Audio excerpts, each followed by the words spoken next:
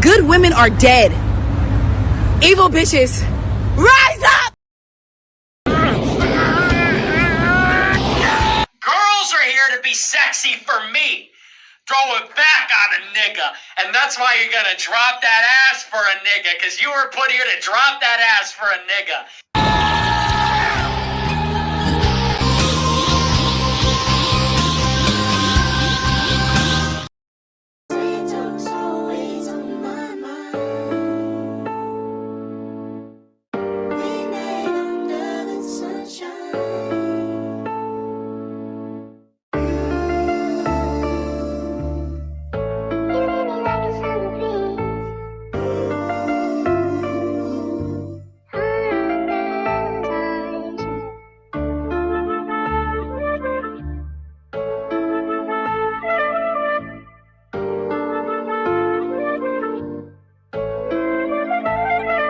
So be.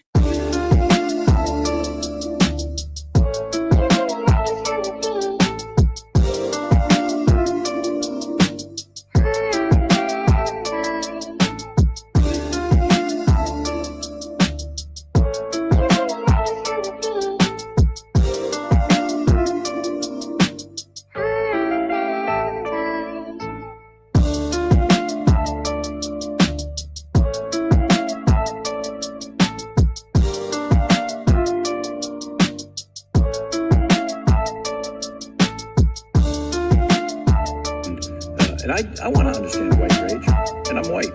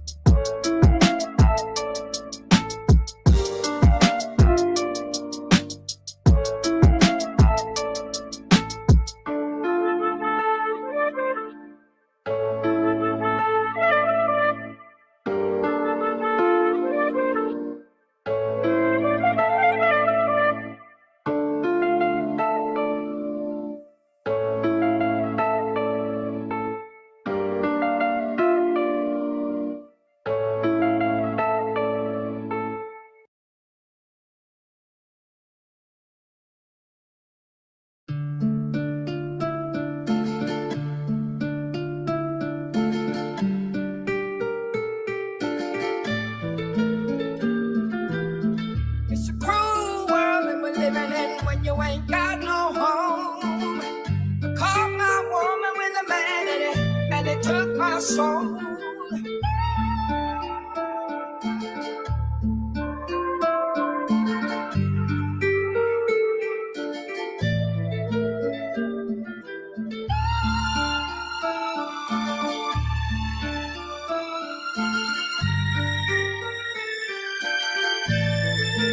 So be.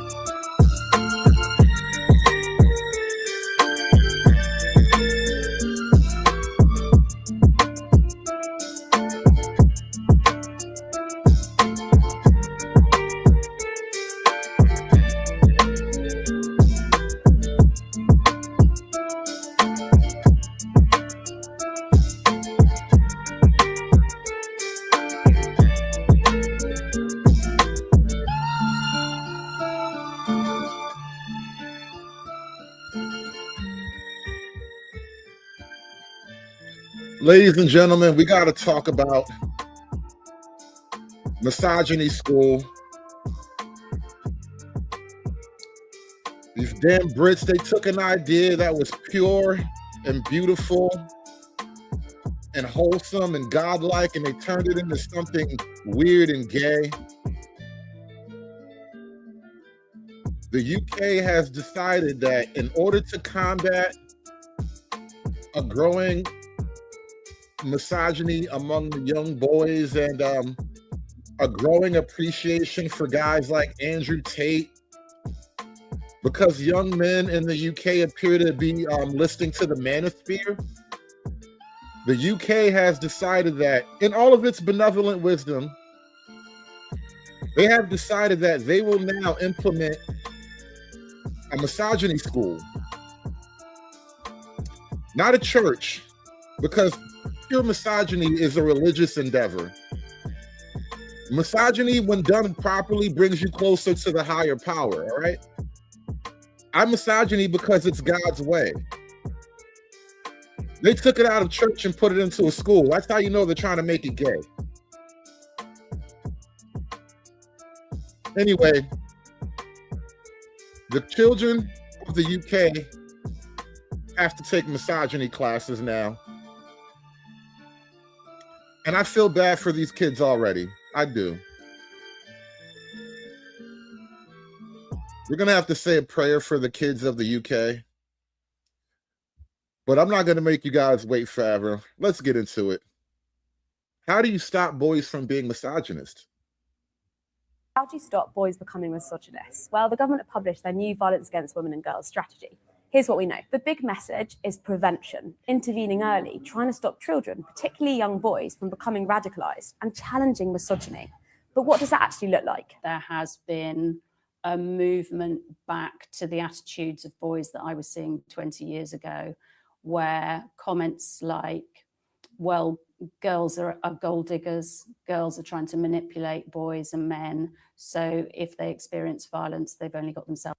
You know, it's funny. I was just having this conversation. It was a bit of a debate. Shanika made a comment. I was over on the Drips Other channel, and I was talking to Shanika, and she made a comment about men being manipulative, which may be true, but in the realm of male and female relations, I argue that women are the manipulative species. And again, you know, human nature is elastic, not all, but as a general rule, men don't hunt with deception and distraction and manipulation. Men don't need plausible deniability. Women live in the gray area. Women live in manipulation, and so it's just a part of their general strategy as a female biological creature. And some of y'all are gold diggers, but that's not the point. Back to the attitudes of boys that I was seeing 20 years ago, where comments like, well, girls are gold diggers, girls are trying to manipulate boys and men, so if they experience violence, they've only got themselves to blame. We heard in the workshop like phrases like toxic relationships, toxic, you hear it like in adolescence and things like that, toxic masculinity. I mean, does that reflect sort of you guys? Look at this. They got the boys in a struggle session. And who taught this young white boy to cross his legs like that? He's already failing in life. This kid needs help already. And notice how in the UK, because they don't play the race game that we play in America, notice how the black boy is sitting right next to the white boy being accused of misogyny. You guys are on your phones, you're on social media, you're online a lot. You don't have to tell me personal stories, but like, does that sort of reflect what you're seeing online? Do people feel? I feel like most people have experienced it, and it's not a good feeling, and it's good to learn how to deal with it and what to do in that situation, so you have more like an open view of what to do when it happens. Yeah, it helps us in society because online sometimes they think it's like, oh yeah, this is like that's a girl. Like, all right, that's a girl. All right, my bad. That's a girl. It's okay for her to cross her legs. I thought that was a soft-looking boy. About to say, you don't even look like the misogyny type. He don't even look like he's built for misogyny. My bad, it was a girl. Right to do, like this is fine. And then you learn from another person, like an expert, and like, oh no, this is type of like manipulation, this type of abuse. And so how are they going to stop it? Well, one, teachers are going to be given specialist training. All secondary schools will be required to have healthy relationship lessons by 2029. They will teach relationship lessons in public school. Now, first, they decided to teach sex in public school, right? Once upon a time, they didn't teach you how to have sex in school. And then they introduced sex education, or they called it, quote, health class. And then they taught you how to have sex in school. Now they're going to teach you how to love. In middle school, in your public school, they're going to teach you how to love. Can you just imagine? What's that gay teacher's name on South Park? The one with Mr. Hat? What's the teacher's name on South Park? They had that one gay teacher for like 25 years. They stayed in the 4th grade my whole life. Can you imagine Mr. Garrison? Mr. Garrison is going to teach you how to love, y'all. I mean, he already taught you how to have sex. Now Mr. Garrison is going to teach you how to love a woman properly.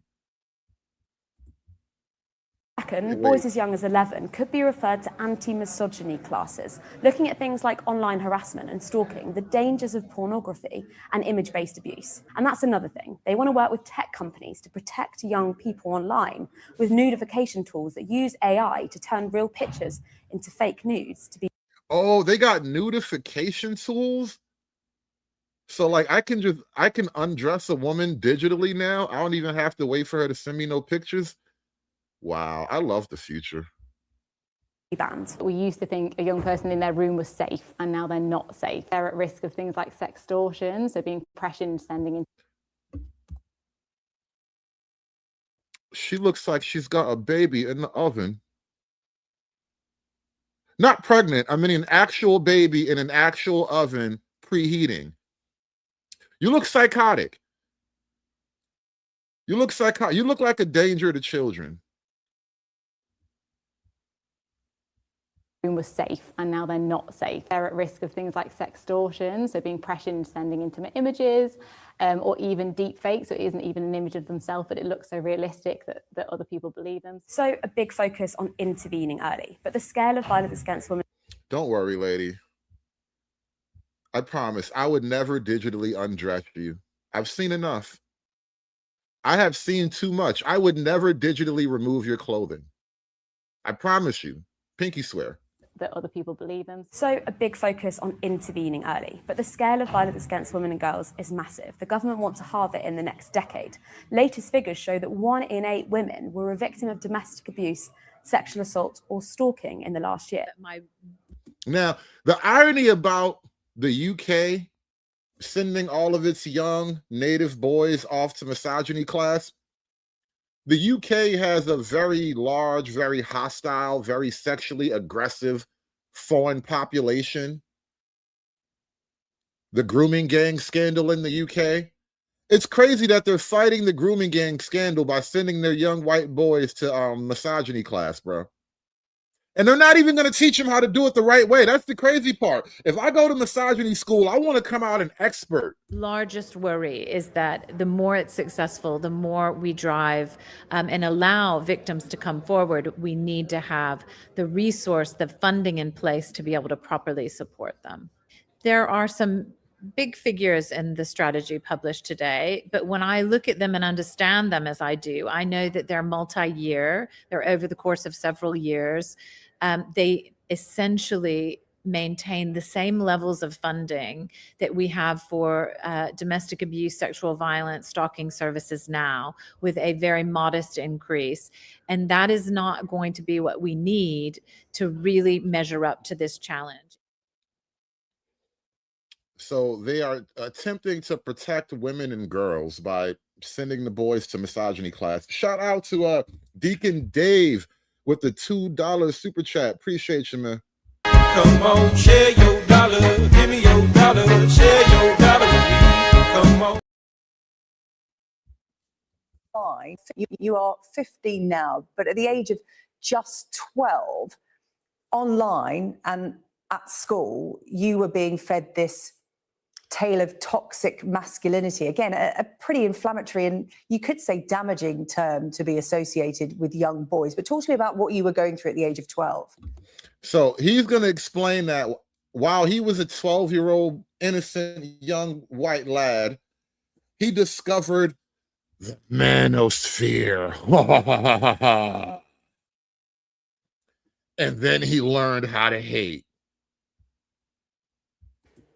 Yeah, absolutely. Thanks for having me on this evening. What I'd say was the experience of my experience with the manosphere. This doesn't necessarily speak for sort of all experiences, but what my experience was you can think of it as a two-stage process. So your first stage that you have is the selling of an insecurity. So that's in sense of in terms of fitness, in terms of money, in terms of dating and success with women. So you have that insecurity that's created through content that influencers push out online.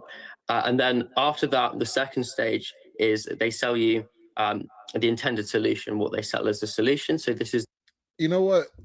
I don't think the manosphere worked on this kid. I'm starting to think the manosphere failed this young man. And well, guys, if I could still show you around, here is the biggest, gayest man in the world. Wow. So gay. So gay. So gay. So young. So gay. Their online communities, their online courses. And to start with, the sort of entry points can seem quite innocent and constructive in a way, because essentially what it is it's self-improvement content. On the surface, helping young boys to become more financially successful, helping with exercise, helping with success with women and dating. They're not innately bad things, but they're used as entry points to more extreme misogynistic content further down the line. Matt, how do we successfully engage boys and young girls in conversations at school about this topic? Because what we don't want to get into is girls are good, boys are bad, That's literally what you're doing, though.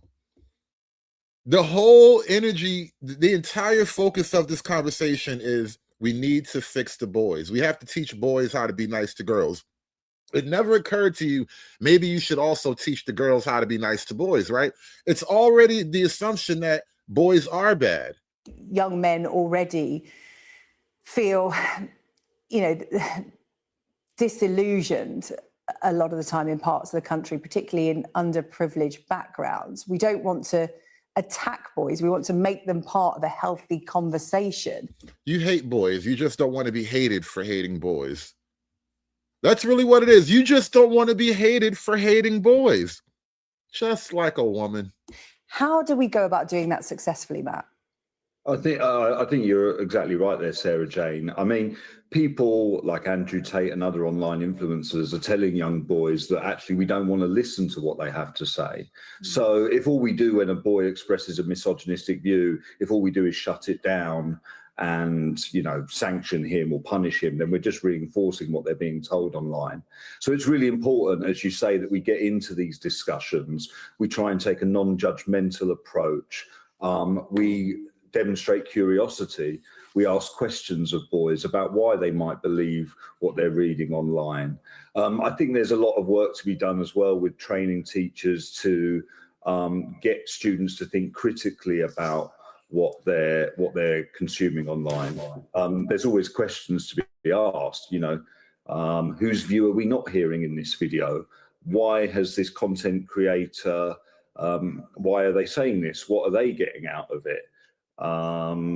Why might a person younger than you believe what's being said in this video? There are all sorts of questions we can ask. So I think, you know, a non-judgmental approach based on curiosity and a willing to understand is key to getting boys engaged on this issue. Josh, how did you stop yourself from going down that path? And also, now that you're vocal about it, you're just 15. So to be able to speak about this openly and stand up and call out your peers, talk to us about what's going on, it's a pretty brave thing to do at 15. Why would you send a 15-year-old boy out there to go change the world? Why are you using him like this? And then telling him he's brave. You're not making him brave, you're making him gay. How did you find a way out of it? And what's going on amongst your peer group in this space? Well, I think Matt really hit the nail on the head there with that sort of open, honest conversation angle. Because I really do see that, and it was for me, and I really do see that as the solution for dragging boys out of the manosphere. It's approaching conversations and alternate viewpoints, not necessarily with a mentality of lecturing or stigmatizing or telling boys off almost for this ideology, but going at it from a point of trying to understand. And that doesn't mean acceptance, because some of this ideology is problematic and it shouldn't be accepted. But from a point of understanding and tracing back to the root issues and the root insecurities that are leading boys down this path, and respectfully challenging it and going down to those root issues to sort of discover healthier pathways to drag them away and help them pursue and deal with those insecurities and those challenges that make them susceptible to these algorithms and these communities in more constructive ways.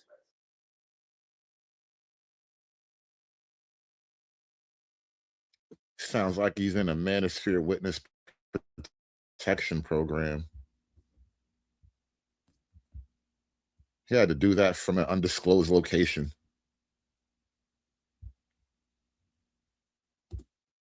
And what he saw was going on in the society was it was over-sexualized. You know, he was in alignment with Charlie Kirk's family values of waiting until you're married. Yeah.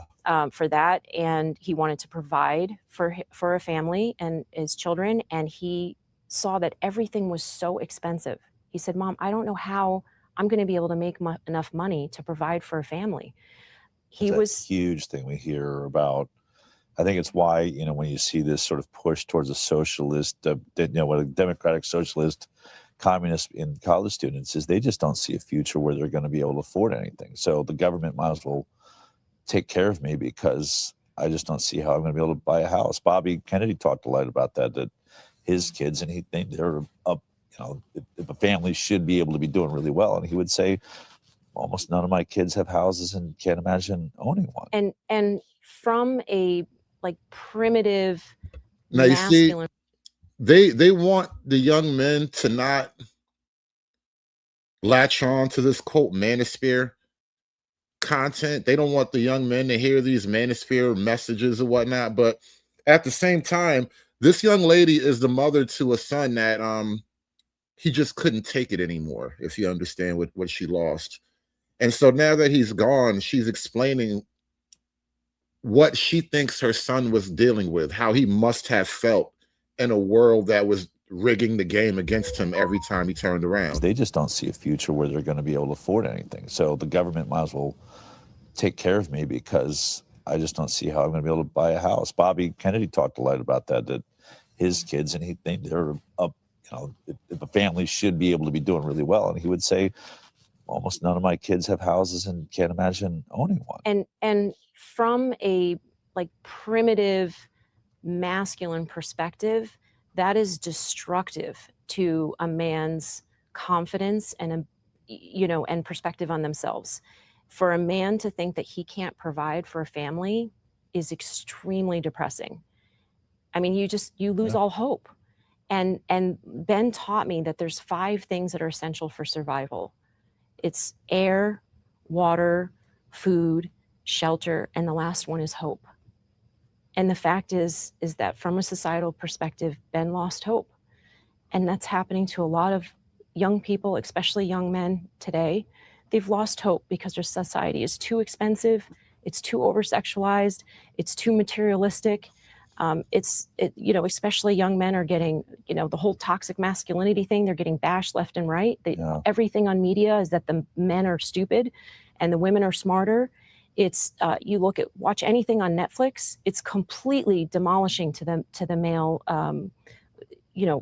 to the male persona. It's very destructive.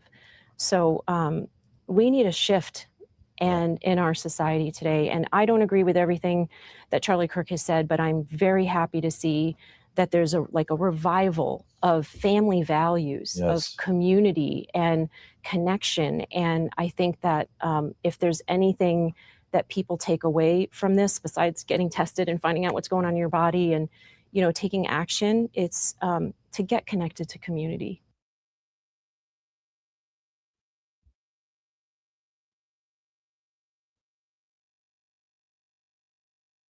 Government's new strategy to tackle misogynistic children will cover everything as Minister hits out at Kemi Badenoch's criticism LBC. The leader of the opposition said the problem was born out people coming from cultures that don't respect women. Victims Minister Alex Davies-Jones has hit back at Kemi Badenoch's criticism of the government's plans to roll out anti-misogyny courses for children, telling LBC the strategy will cover everything. Ms. Davies-Jones said ministers have left no stone unturned in looking at every single way to tackle violence against women and girls following the publication of its strategy. It comes after the Conservatives' leader claimed misogyny against women was caused by migrants from cultures that don't respect women coming into our country. Speaking to LBC's Tonight with Andrew Marr, Ms. Davies-Jones said issues are ingrained in children from a very early age because of what they see online. Misogyny lessons for young boys in push to stamp out violence against women and girls. Real concerns over AI and cognitive decline in children, teaching union boss warns. When asked about Ms. Badenoch's claims that the problem lies with migrants arriving in the UK from different cultures, Ms. Davies-Jones replied, "We have left no stone unturned in looking at every single way to tackle violence against women and girls, and that means everyone. We have not singled any type of perpetrator out because anyone can commit these crimes, that's why they're so prevalent. 1 in 8 women in our country has experienced domestic abuse, sexual violence, sexual stalking or harassment. That is horrific. And that they are real women going through real traumatic times and they all need our help." She added, "These are issues that are becoming ingrained from a very young age because of osmosis of what these children are seeing online, what they're being exposed to. We need to tackle this in the home, online, in schools, in the workplaces, in the streets, wherever this is. We need to stamp out this harmful, misogynistic behavior. We have seen a dramatic rise in strangulation cases because of what young people are seeing in pornography, and they are thinking that this is normal and what is acceptable. So we need to be teaching young people, everyone, not just young people, about what is a healthy, consensual relationship. The government has announced that we will be banning the depiction of strangulation, making it a new criminal offense in pornography. Earlier on Wednesday, Safeguarding Minister Jess Phillips revealed that female teachers are being targeted in schools. The Safeguarding Minister told Nick Ferrari at breakfast that children as young as 11 could be referred to anti-misogyny courses if they display problem behavior. Such behavior includes acts such as sharing intimate images, the MP for Birmingham Yardley confirmed. Teachers will also be given specialist training to talk to pupils about issues such as consent, and children who show harm towards parents, siblings, or in relationships will be signed up to behavior change programs. A new helpline will also be set up for teenagers to get help over concerns for their own behavior in relationships. Measures already announced as part of the cross-government strategy have included introducing specialist rape and sexual offences investigators to every police force, better support for survivors in the NHS, and a £19 million funding boost for councils to provide safe housing for domestic abuse survivors. The latest measures for educating children is backed by a £20 million package, with £16 million invested by the government, which is working with philanthropists on an innovation fund. Ms. Phillips told Nick, "I go into schools and most constituency MPs across the country will be going into schools, and actually the teaching unions came out, I think around 9 months, to say that the growing levels of misogyny that they were seeing both targeted at girls in their schools but also at teachers, female teachers. Look, I'm not going to teach teachers how to suck eggs, they know what, and they're already telling us what they can see." She likened the early intervention to how governments similarly tackle terrorism or knife crime. If there was any concerns around things like knife crime, them growing up in Birmingham, or if they were showing extremist views. The government provides schemes for teachers, whether that's the Prevent program, whether that's things to do with reducing knife crime incidents. There were schemes for those people to be sent on, and they haven't existed for this particular crime site. Schools to take part in the teacher training pilot will be chosen next year, while ministers aim for all secondary schools to teach healthy relationship sessions by the end of this parliament. It comes as Department for Education commissioned research found 70% of secondary school teachers surveyed said their school had actively dealt with sexual violence and/or harassment between children. Prime Minister Sir Keir Starmer said, "Every parent should be able to trust that their daughter is safe at school, online, and in her relationships." But too often toxic ideas are taking hold early and going unchallenged. This government is stepping in sooner, backing teachers, calling out misogyny, and intervening when warning signs appear to stop harm before it starts. This is about protecting girls and driving forward education and conversation with boys and young men, which is a responsibility we owe to the next generation and one this government will deliver.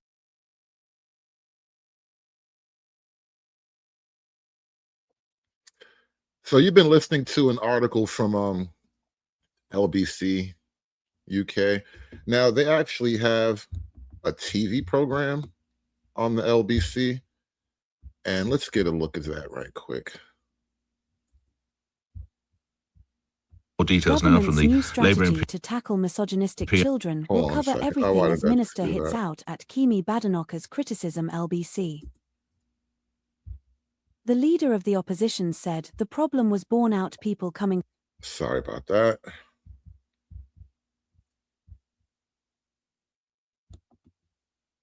Phillips, my goodness, it's been a while since I've seen you, Minister. I trust all is well in your young life. Thank you for coming on. What is it that you're announcing today, Minister? Good morning. Can I just first and foremost thank you for calling me young? And shout out to Free Zone Lou with the whole 20 ball. He says, this is MSNBC. I'll let you play around with the acronyms. Got a couple ideas for sure. Happy Friday, everyone. Shout out to Free Zone Lou for smashing that super chat button for me, y'all. Hulk! Smash!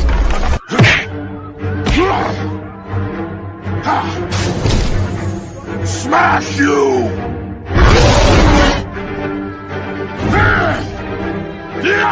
You make Hulk angry! You not like Hulk angry! Hulk no like fighting girls.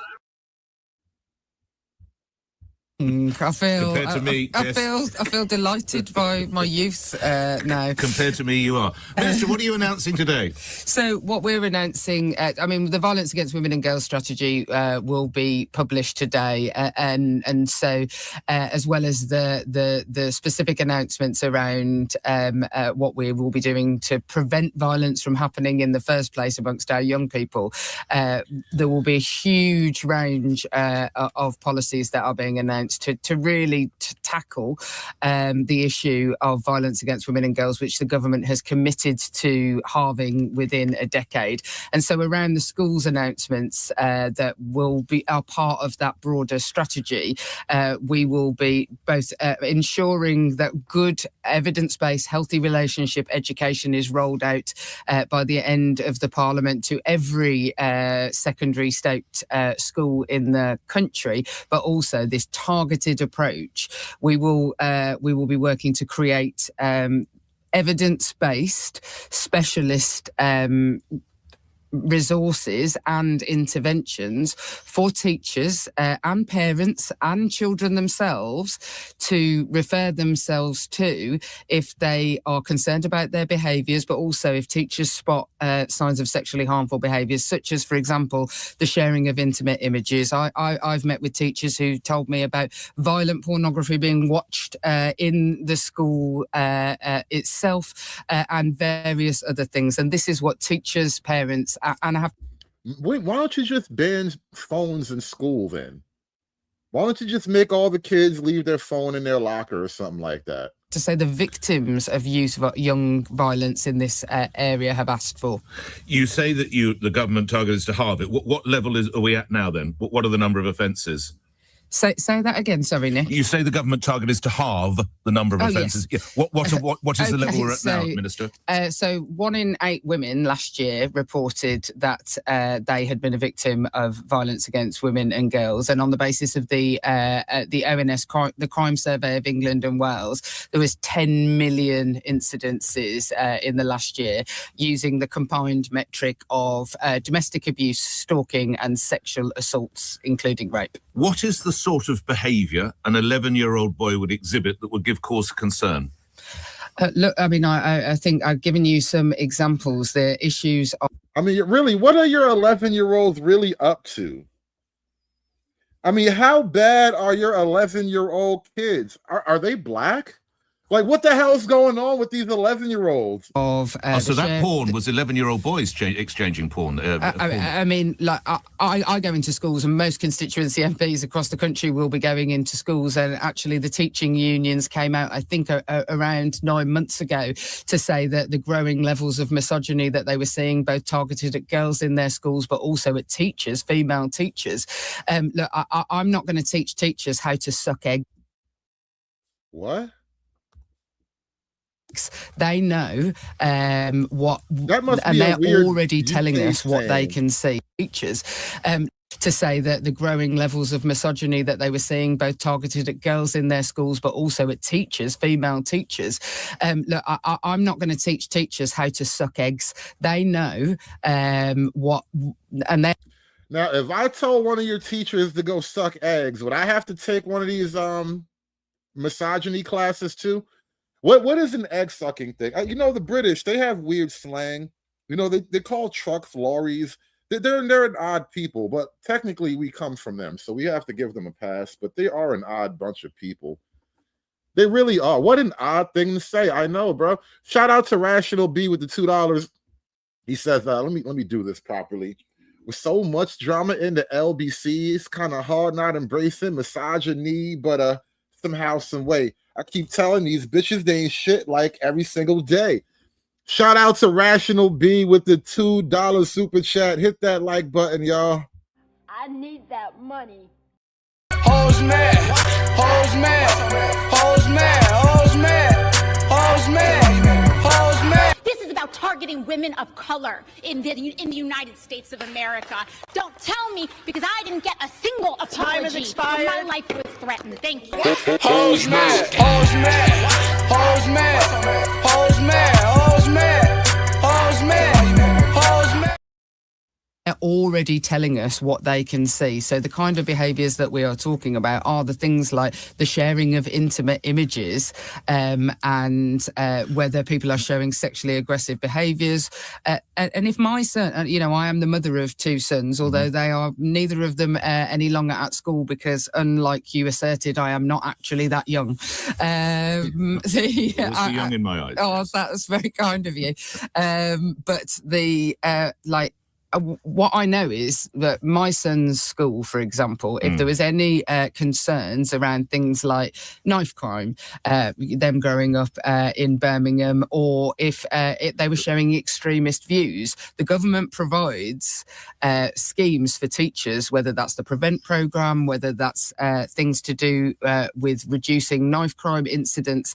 There were schemes for those people to be sent on, and they haven't existed for this particular crime type. So a behaviour change programme, Minister, who would take those sessions? Would they be specialist teachers? Would they be existing teachers? Who would staff them? So in the very first instance, we're going to have to invent this, Nick, because this doesn't currently exist. And so what we will do is we will commission evidence-based pilots to look into exactly what behaviour changes in sexually harmful behaviours or misogyny that we can commission, and they will be rolled out. But look, I think that the reality is that this stuff is always best delivered by specialists working alongside and training teachers to do it as they go. They're going to have misogyny specialists. And I never got a phone call. I really feel offended. I feel personally slighted that the UK put out a call for a misogyny specialist. Like, I'm right here the whole time. You could have asked me. I would have given you some advice. In a related conversation, the government announced there will be the so-called grooming gang inquiry, but you'll be aware that some of the survivors have decided that they want to come away from taking part. How disappointed are you by that news, Minister? I think that just for clarity, I don't think that the victims have said that they won't take part in the inquiry. Is that some of the victims had left the victims panel, which led up to the just to be clear. Of course. And look, what in the positions that of the chair in Anne Longfield, a long and very, very conviction-driven children's campaigner. We have somebody who I feel very, very confident will put victims absolutely at the heart of a very laser-focused grooming gang inquiry, and confidence across the board. We are talking about a group of people who have been failed by almost every institution that they ever came across, and so building up trust to make sure that the inquiry truly gets to the truth will be absolutely fundamental to how that is set up. But my question was, how disappointed are you that some have left to take a part in the panel? I mean, that must be disappointing. Look, it's always hard when people don't feel that they can take part. And actually, I take every word that victims from all sides of this debate say, and I take it on board very, very deeply. And actually, the hardest thing is to make sure that we're doing the right thing to get this right and to keep laser focused, really, really focused on the outcome. That has got to always be my concern. But those... I see somebody just mentioned this in the chat, and it's absolutely true. Her government did preside over and attempt to cover up the grooming gang scandal, which made Tommy Robinson sort of a relatively famous guy in the UK. Tommy Robinson is the reason why I even started paying attention to the UK things, because it's crazy over there. Shout out to Romello with the $5 super chat. In about 100 years, English is going to be invaded. China and Russia having the Birdman hands. Yeah, China and Russia are rubbing their hands right now. You know what would be really ironic in the grand scheme of history?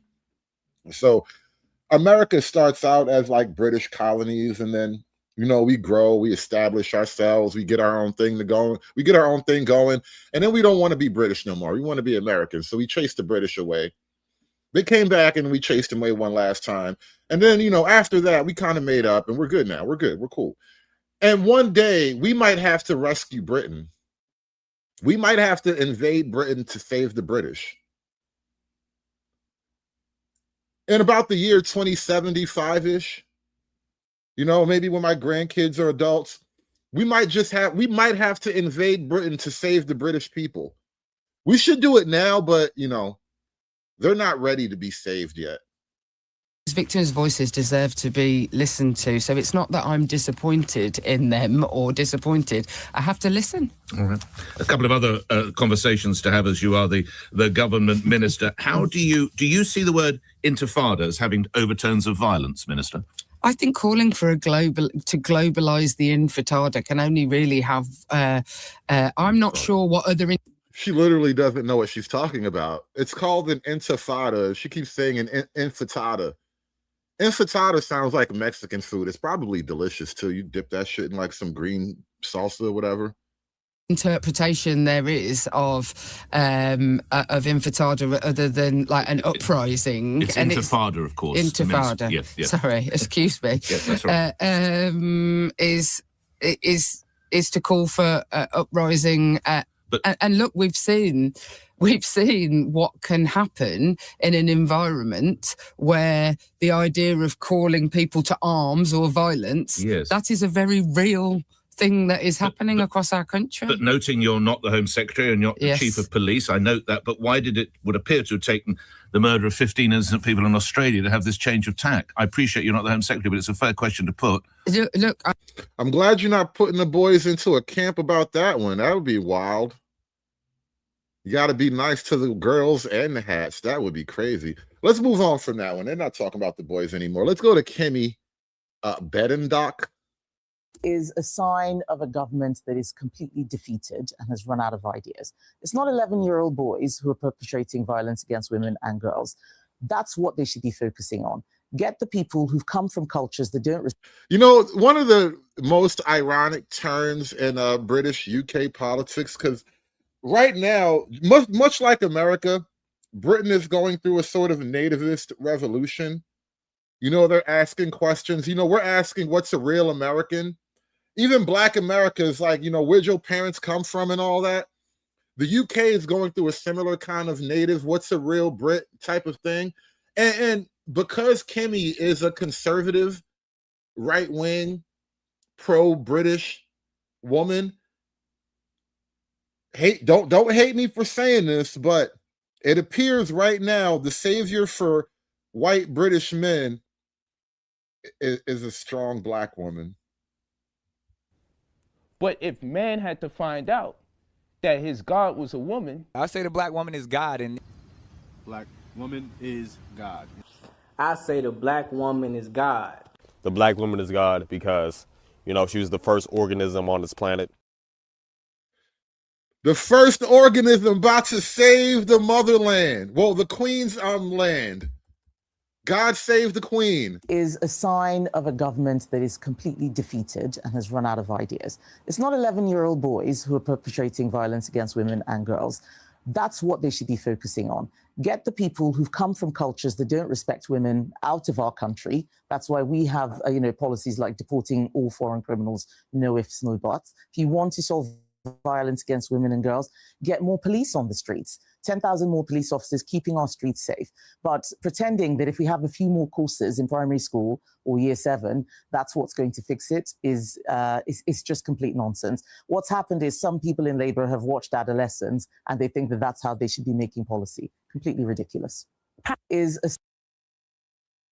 Kemi Badenoch, the Conservative leader, has said that it's not 11-year-old boys attacking girls and women. It's migrants who've come here from profoundly misogynistic and very, very different cultures. But yet your strategy doesn't cover that because you're all too politically correct. Does she have a point? Our strategy is the most comprehensive violence against women and girls strategy there has ever been. We have left no stone unturned in looking at every single way to tackle violence against women and girls, and that means everyone. We have not singled any type of perpetrator out because anyone can commit these crimes, Andrew. That's why they're so prevalent. 1 in 8 women in our country has experienced domestic abuse, sexual violence, stalking, or harassment. That is horrific. It will cover everything. As I've said, we've left no stone unturned in order to tackle violence against women and girls. And wherever these crimes, these heinous crimes are persisting, we will go after them and we will stamp them out. Kemi Badenoch, the Conservative leader, has said that it's not 11... 40% of teenagers in relationships are victims of abuse. 40% of young men and boys have a positive view of Andrew Tate. 40% of the young men and boys in Britain think Andrew Tate ain't that bad.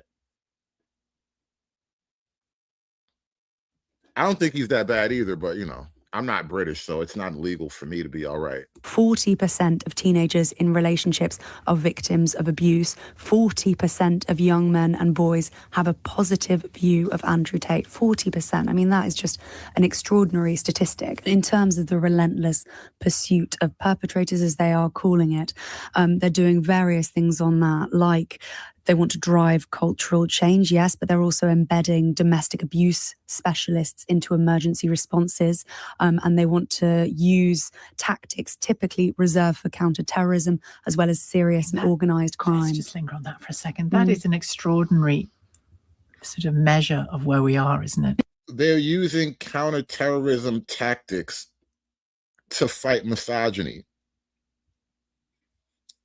You see how powerful my misogyny is? You need counter-terrorism tactics, all right? You need James Bond to defeat this misogyny. None of these niggas have motion except for me. There has to be one real nigga left in America, in this damn country. If a young person, a young boy, is radicalized into deep misogyny, thinking it's okay to harm the girls he's at school with, or worse still, rape or kill the girls he's at school with, or just to, you know, trash talk them either to their face or with other people, that is a form of extremism. And there's no way around that. It's extremism. It's not poor behavior. It's not boys being boys. It's extreme.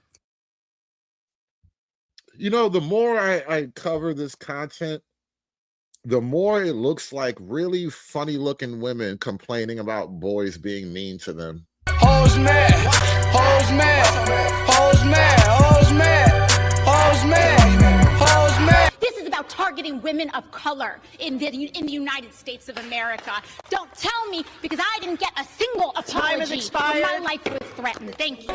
Hoes mad, hoes mad, hoes mad, hoes mad, hoes mad, hoes mad, hoes mad. So the scale of the problem is that you're 40% in teenage relationship abuse, but actually 1 in 8 women in our country last year were victims of some form of violence or abuse.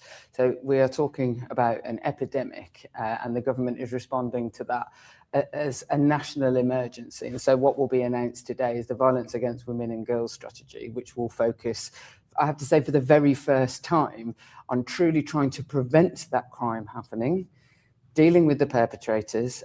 Did you hear that? For the first time ever, the government's going to listen to women. For the first time ever, the government's going to finally listen to women. Wow. Of that crime. And as always, the importance of supporting the victims. And those measures will be all announced today in the House of Commons, and many of the things that you will have seen today are part of that. There's a lot being announced today. It's taken 18 months to get to this point, though. One rape crisis centre says because of the delays, they were forced to start turning away women for therapy for the first time in their 40-year history. Are you concerned that the wait for a strategy to help women is ending up harming some? But I have to say that the strategy has not stopped any of the funding that goes to the front line. So I feel slightly concerned by the idea that they're waiting for a document about the next 10 years. And there's been £1 billion worth of funding that for victim services that has been announced as part of the strategy. And that's an increase in funding for refuge, an increase in funding for rape counselling services. I was with Wes Streeting this week announcing for the whole country, for the first time, we will have therapeutic support centres for child victims of sexual abuse. So I have to say the delay is entirely down to the fact that I wanted the strategy to be. I don't even want to make a joke or anything about that, but what is a therapeutic abuse center supposed to do?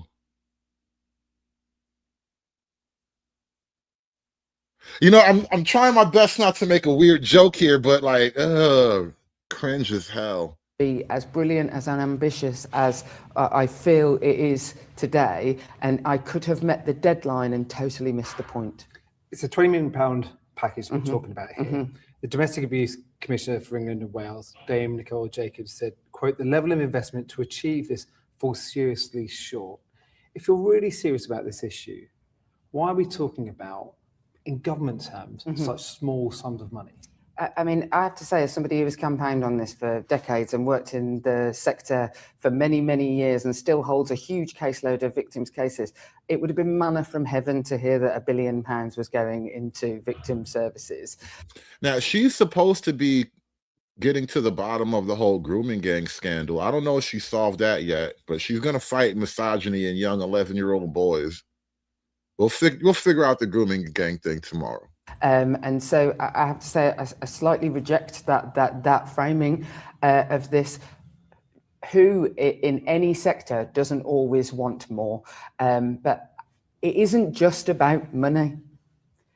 If all I did was give more money to things that had already existed and just did a bit more of what was already being done, what I would end up with is a slightly nicer system for the same number of victims. The government has been ambitious. It said it wishes to halve the incidences, and that means putting investment into prevention. It means looking at how we tackle the perpetrators, whether that's with rape crisis units in every police force or online operatives trying to find the people who are doing this. It is different, and I understand for a lot of people that it's going to feel unusual, but the definition of madness is doing the same thing and expecting a different result.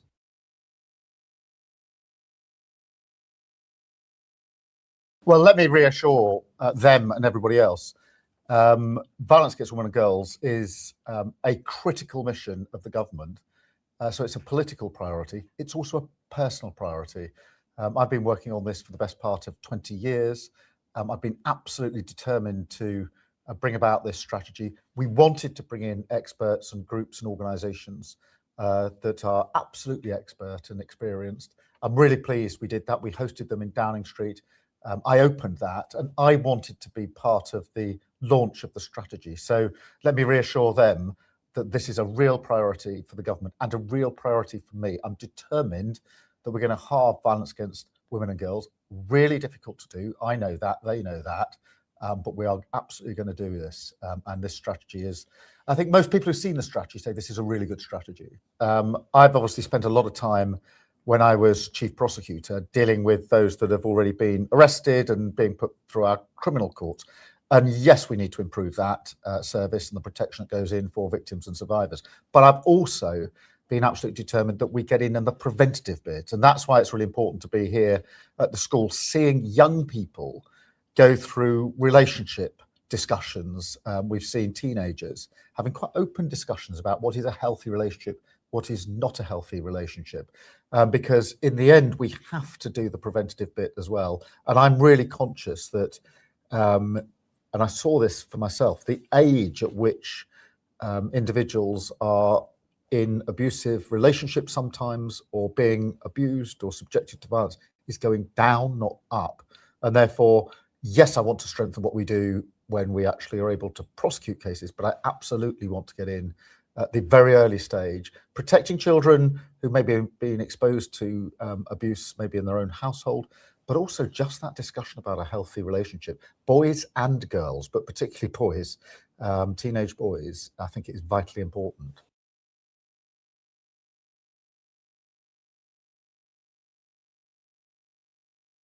I actually think it's quite good for once that women aren't being asked to change their behaviour. It's focusing on men and boys. Secondary school teachers are going to be getting specialist training to spot signs of misogyny in young boys, and also that they're going to have these lessons in school for boys specifically about misogyny. And this comes as lots of research shows that a pretty chunky proportion of boys are in agreement with Andrew Tate. They said that they've got a positive view of it. What if misogyny is just your natural state as a biological male human being?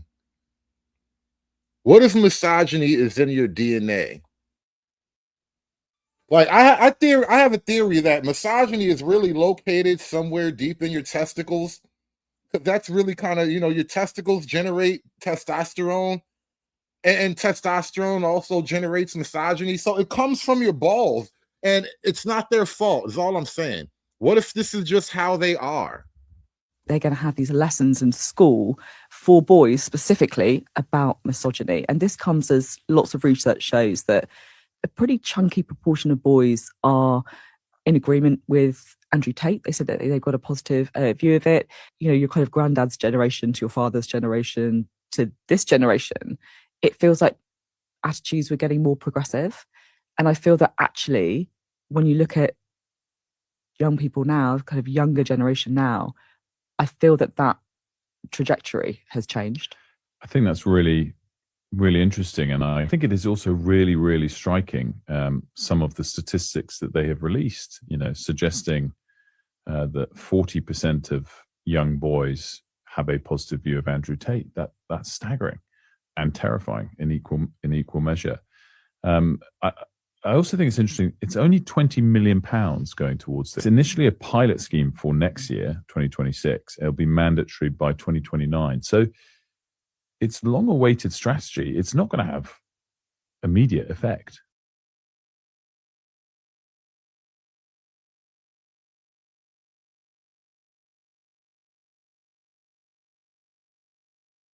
Stephen, we've been slightly sniggering about this story off air, because isn't it extraordinary that teachers think they have to, A, and can, B, teach boys, you must like girls, don't be mean to girls.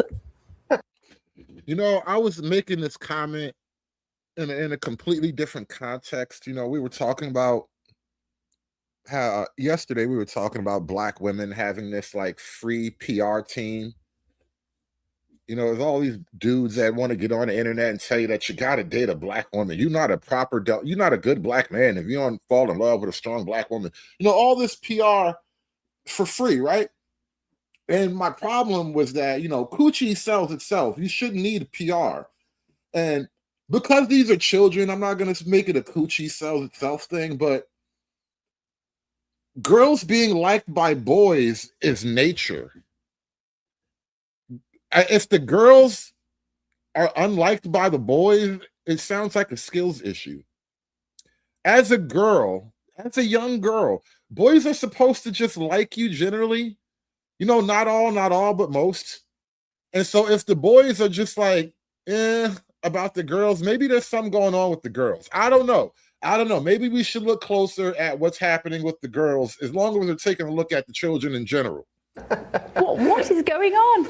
Yeah, I mean, once you've reached the point where you are tasking public school teachers with implementing a curriculum about... Oh, Ms. Cantrell says a lot of young girls are very fat and mean now.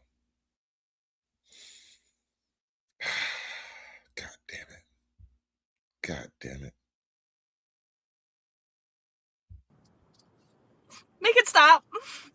Make the hurt stop, please. Like, male-female relations and how to treat one another, you've sort of lost the ball game already. Yeah. Now, I would argue that the wheels have come off largely in male and female relationships, but you don't learn from your school marm teacher how to treat women. You learn that from your father. Yeah. And for better or for worse, that's where that begins. Now, I really do take issue with it, both in the United States and in the UK. What happens when you come from an ethnicity that has approaching 75% single motherhood rate? How are you supposed to learn from your father when your mama hates your daddy? That is not a healthy learning environment. How am I supposed to learn? How am I supposed to get my life algorithms together in a house where my mama hate my daddy? And my daddy got hoes too. 5 to 80% of school teachers being female. We've sort of had a male flight from the classroom over the past couple of decades that is incredibly damaging to young boys, because that is where they are going to actually learn how to be men. Being a good man is what we need more than how to be gentle and feminine in your relationship to women. And I have no hope that this is going to have any positive effect on British young people as long as they are still hopped up on and watching porn, where they are developing. Are 11-year-olds really watching adult material? I mean, listen, if your 11-year-old is watching adult material, that really looks like a skills issue on the parents' behalf. I mean, come on. All you gotta do is take the phone, bro. Just take the phone. Give him an Etch-a-Sketch. Give him a Game Boy. All right, not one of these newfangled internet devices, an actual Game Boy. Give that nigga, give him analog toys for the next 5 years. Analog toys, that's all you get. You get Legos, building blocks, you get race cars, Game Boys, and water guns. If your children are watching adult material, you've clearly done something wrong. Violent tendencies in terms of their sexuality and having a completely warped understanding of what it is that women want and how they want to be treated. Absolutely. I couldn't agree more. Whoa. What was that last part? Is that women want in terms of their sexuality and having a completely warped understanding of what it is that women want and how they want to be treated. All right, now, I don't want to be this guy, but I have to, let me big screen. Let's get as close as we can here. Let me big screen this guy. Everybody in the chat, put a 1 in the chat if he does not look like a guy who knows how women want to be treated, all right? I don't think you know how women want to be treated. I think women have to tell you how they want to be treated. And then they're lying to you anyway, but still, I don't think you know, bro. I just don't. I get the feeling that you have a manual. You probably have like a Marine Corps manual for how to properly achieve orgasm in the female body. Shit was written in like 1944. I don't think you actually know, bro. Because quiet is kept, women would be very upset if you made choke sex illegal. Women would be, and then the thing about women is they'd have a hard time saying that shit out loud. But they would be so upset that choke sex is now illegal. Like, honey, I'd love to, but I don't want to go to jail. Like, they would be so fucking mad. You have no idea what they want. Absolutely. I couldn't agree more. This is the front page of the Times, actually, for tomorrow's paper. Anti-misogyny courses aim to... Yeah, listen, we about to be outlaws, baby. God damn it, we gonna have to be outlaws, all right? Tell me I can't ain't no government in this world gonna tell me I can't choke my bitch. It's not happening. It's not happening. Stop 11-year-olds becoming killers. If an 11-year-old grows up to want to kill women, there is absolutely nothing you can do in a half an hour PHSE lesson or whatever it's going to be called. That is an issue of poverty. It's an issue of, let's say, no role models in your life. It's an issue of watching so much violence online. It's an issue of not having other things to do, sport, music, drama, whatever it is. Get these kids busy rather than having an hour lesson where a teacher sits those boys down and tells them, be nice to girls. Get those boys out, running around a field, being masculine, doing something which channels their testosterone. Yeah, let the boys go bully some foreigners. That's really what they need to do. They need to get their shit back. The boys need their swagger back, all right? Let the boys go bully foreigners again. That's really, I know it sounds crazy because, you know, you're a woman. You would never think of such stupid shit like this. But I'm a boy. I used to be a boy, and I know how boys think. Sometimes boys need a little bit of war in their lives. Sometimes we need a little bit of chaos. We need a little bit of, you know, we need bloody knuckles and shit. We need friends and enemies. We need ops and shit. Sometimes you just gotta let the boys go run wild. Let them bully a couple of foreigners, man. Let them raise their flag and be proud of their shit. That's how you get their that's how you get your swagger back, man. This is all nonsense, isn't it, Mally? Well, I think there's some low-hanging fruit that there are things that could be implemented in school that could help women and girls, because there are some damaging facts here, which is 1 in 6 girls, according to the UK Rape and Crisis Center, experience sexual assault. Yeah. And I do think we have some agreement here that porn is a big problem because we just know from studies that most of... Everybody is trying to blame the movies. And I just, you know, when you guys keep bringing in all of North Africa and all of the the sexually aggressive Mohammedans out there. I don't even think it's the movies anymore. The porn people watch includes incredibly violent imagery directed towards women. So I don't know if it's necessarily reframing masculinity, but I do think there are things that, let's say, you know how much your country has to hate you to come up with every other solution, but maybe it's the new guys. 100 years ago, we would have automatically looked at the new guys. At any other point in history, when crazy things start happening to the women in your town, you automatically look at the new guys. You just to be sure. You might not even be them. A lot of accidents have happened, but I'm just saying, you automatically looked at the new guys, bro. Now you hate your own boys so much, you just refuse to look at the new guys. You would rather castrate your own boys. School teacher is doing the usual sex ed course when kids are starting to hit puberty of saying, look, these are things that are not acceptable in relationship. It is never okay for a guy to hit you. Yeah. I think that is something perfectly fine for a teacher to say. So I do think there are things like that there can be common ground on. But you also have to say to the girls, it's not okay for you to hit boys. Mm-hmm. And when you look at a high school and you look at you know what? Thank you. Thank you. At least a woman finally said this shit. Thank you so much. Thank you for that. Make it stop. Make the hurt stop, please. I mean, if we're going to be in the habit of fixing boys, maybe we can give the girls a little tune-up too. Maybe the girls could use a little lesson. Maybe they need to stay after class and learn some social niceties or whatnot. Since we're teaching the children how to love each other. Teenage girls who are these young women, fertile, sexually interested young women of 14, 15, 16. And you look at the boys who look 8, 9, 10. There's already a discrepancy there. You've got boys they feel like children. They're looking at these girls who can sometimes be, very mature physically and mentally mature. This is not the solution, is it? Yeah, I think something that. You know what's interesting about female dynamics? Again, up until now, it's been a bunch of fugly chicks complaining because boys are mean to them. And now you have an objectively attractive woman saying that, maybe it's kind of hard on the boys. I mean, these tits are a lot for a boy to carry. Thank you, attractive lady, for being honest, because these ugly hoes was lying to me. We haven't figured out how to talk about in the West is the out of balance power dynamic that goes on in, we would say middle school and high school. I'm not sure how you would refer to it in the UK. High school, yeah.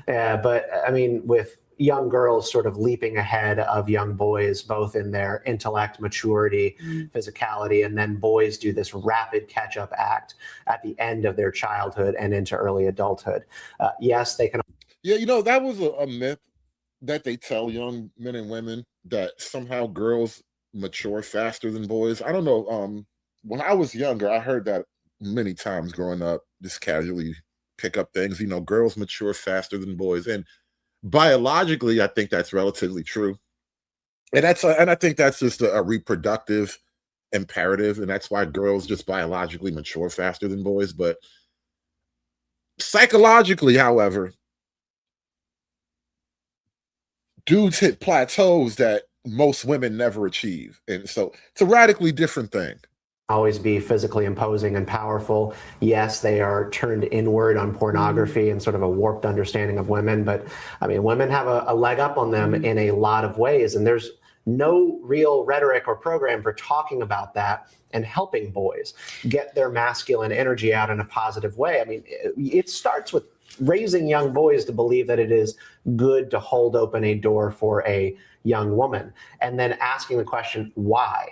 If you can't even impose that because that is some sort of toxic masculinity, which the Me Too movement did instill, the very simple things like holding open a door is somehow misogynistic. How do you expect them to do anything good? We haven't asked them to do anything, the most basic stuff that you would call chivalry.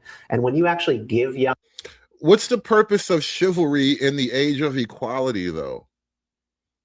It's these little weird things that even as a dude who tends to lean toward the more base traditional point of view, I accept the economic and functional reality of living in 2025.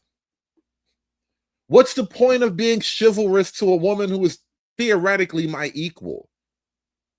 I don't go out of my way to be nice to somebody who is theoretically my equal. And so there are just weird built-in fundamental structural flaws that I don't think we can really talk our way out of. Young men an idea that I want to be like a knight. I want to be chivalrous. They will do the other stuff. You look like you still read books about knights and dragons and shit. You probably have the entire Harry Potter collection. You look like a Harry Potter kid. I bet you're a Harry Potter kid. Nigga wants to rescue a princess from an evil wizard and shit. Fucking loser. Very simple things like holding open a door is somehow misogynistic. How do you expect them to do anything good? We haven't asked them to do anything, the most basic stuff that you would call chivalry. And when you actually give young men an idea that I want to be like a knight, I want to be chivalrous, they will do the other stuff better. But we don't even allow the basics. I know. I'm just. All right. Let me leave the nerd guy alone. Let me leave the nerd alone. It's not like I'd never read Tolkien either. Let me stop. After Andrew Tate is gone, there'll be some other who come along and say similar things. You're obviously still living rent-free in Elon Musk's head. Am I? So you're actually going to track people online. Yeah. The age profile of the perpetrators is dropping. Yes. These fugly middle-aged, post-middle-aged women are about to drop some jewels, y'all. Hit that like button, y'all. We accept that the court system and our police system is crap.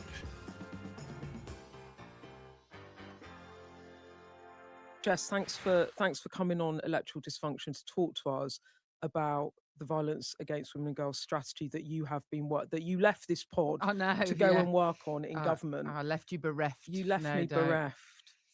Anyway, look, let's start off with this. There's 3.8 million people who've experienced domestic abuse in the year to March 2025. 1 in 50, 900,000, have experienced sexual assault or attempted sexual assault in the last year. As of October 2025, the backlog of cases is at an all-time high, with over 13,000 sexual offences cases awaiting trial. There have been violence against women and girls strategies since 2010. And since then, between 2010 to 2024, there was a 264% increase in the number of police recorded rape and sexual assault offences. What the hell is going on? What is going on? I mean, first and foremost, on I think it's the new guys. Have you checked the mosque? The data, actually, sort of quite paradoxically, you should celebrate there being more police reporting, because actually it's still a massively underreported crime. So one of the... Hey, Ms. Cantrell, thank you for reminding me. How did I frame that? All female politics are driven by some deep sexual frustration. I forgot exactly how I worded it, but it's essentially something like that. Ms. Cantrell says, do more uglier women want society more emasculated? Why? Similar to your sexual frustrations as policy root theory for women. Yes, I think almost all female policy is connected to some level of sexual frustration. The measures that we will have in our strategy about the reduction is not about reducing police recorded crime. We want to increase police recorded crime, like across all of the targets. But you're absolutely right. Like strategies have been written before, and strategies are just pieces of paper that sit on government shelves. I think is often, and I was absolutely determined that we wouldn't do that this time. Now, actually, I'm not even going to play this entire interview because it's like a 30-minute interview, and I really don't have it in me for 30 minutes of both of these broads. I'm just not that guy. But this part was funny as hell. Supporters would now say, yeah, but we just Elon Musk waged this awful and actually not quite dangerous online campaign against you a year. It's nearly a year ago. He called you a rape genocide apologist. You had to have police protection. The Prime Minister came out to publicly condemn him. It was very noisy. It was very unpleasant. But his supporters would now say, yeah, but we now have a national inquiry into grooming gangs. Oh, his supporters would say that, wouldn't they? Well, what do you say to them? I say that that's absolute rubbish. It's got nothing to do with Elon Musk. I mean, a long con, wouldn't it, that I dedicated my life to supporting victims of violence so that one day maybe Elon Musk might come along. Also, I think Louise Casey might have something to say about whether Elon Musk is the reason why we have a national inquiry. Elon Musk supporters, I've got to say, are not the people whose views I'm particularly troubled by. We had made it a manifesto commitment to halve violence against women and girls in a decade. I didn't need pushing. It was going to be done. You're obviously still living rent free in Elon Musk's head. Am I? Because I don't go on his platform anymore, so I don't know. You don't know, but in September he reposted a clip of you in the House of Commons, where you said, "I would be lying if I said over the years I've not met girls who've talked to me about how police were part of the perpetration, not just the cover up." He then wrote attached to that according to Phillips, some members of the police in the UK participated in the gang rapes of children. Have they been prosecuted? Why did Jess Phillips try to block this official crime? She should resign in shame. You're not suggesting that. Are you suggesting police officers might have participated? What did you mean by that? I mean, and what do you think about what? There were police officers covering up the grooming scandals, and you knew about it and nothing happened to anybody. But now you're going to force boys into a re-education program so they'll be nicer to girls. Well, he says that. I mean, what I mean is that in years and years of supporting grooming gang victims over the years, that the kind of accusations that I've heard about policing, some where they were directly involved, which, you know, the example in South Yorkshire was what was being said to me in the House of Commons. Never underestimate his ability not to look at the actual context. But also girls who believe that their data is shared with that police, like that their abusers are friends with police officers and therefore it gets silenced. Or that, I mean, I've had people say to me that they think that the police have given out their names to far right campaigners on this.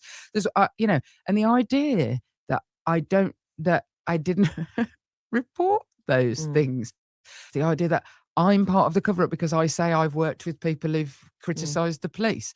I mean, maybe I just don't understand basic comprehension, but I don't understand the leap.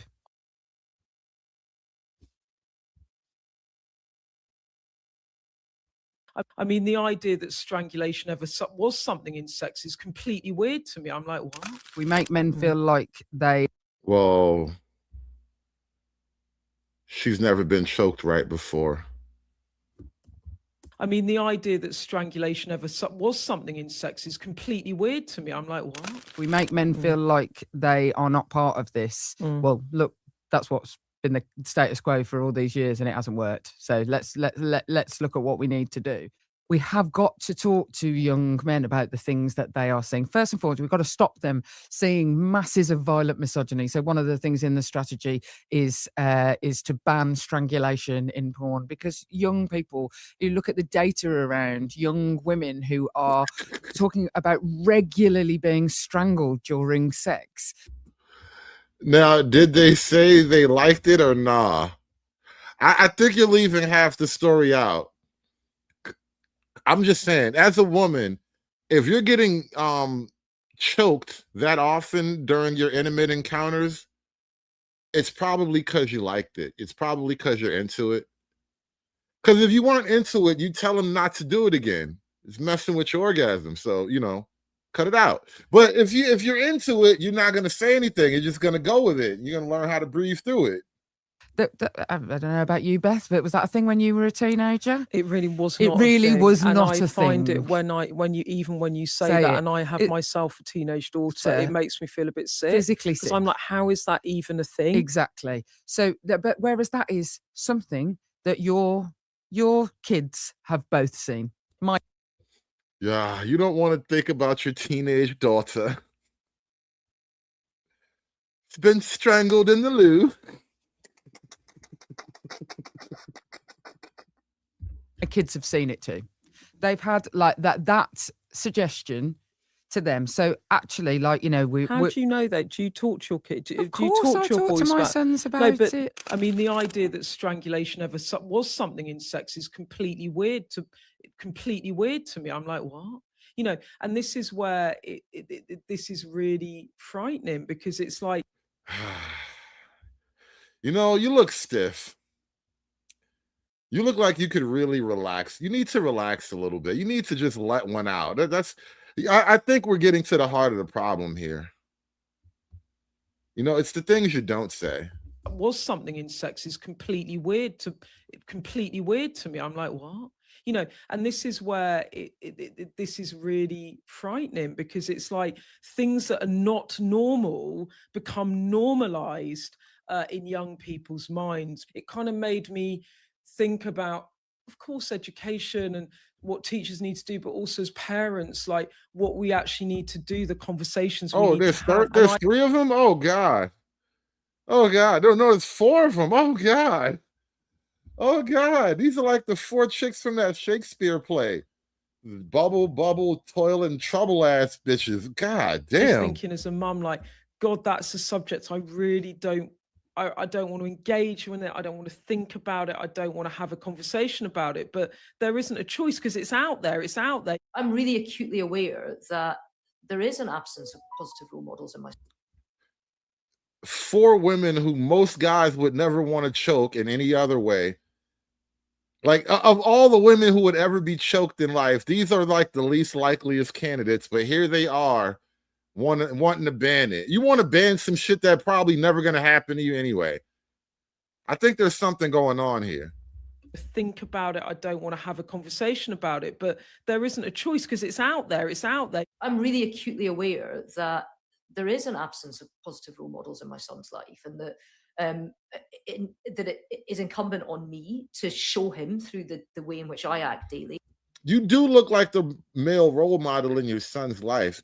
Shout out to you.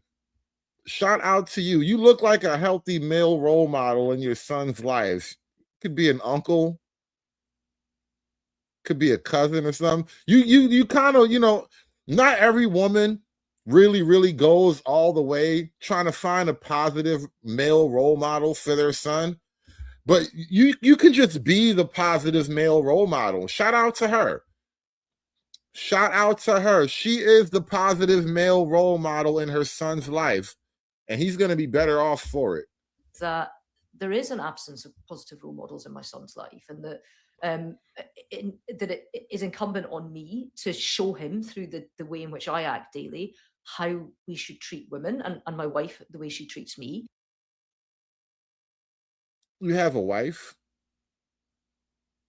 You have a wife? Didn't I tell you, you are the positive male role? You have a wife. You have a wife. Your son can watch a woman treat a man well. I mean, it's going to be a little bit weird, but still. I did not call it, you are the positive male role model in your son's life. And you wonder what's going on with the boys in the UK. I think we're kind of learning things here.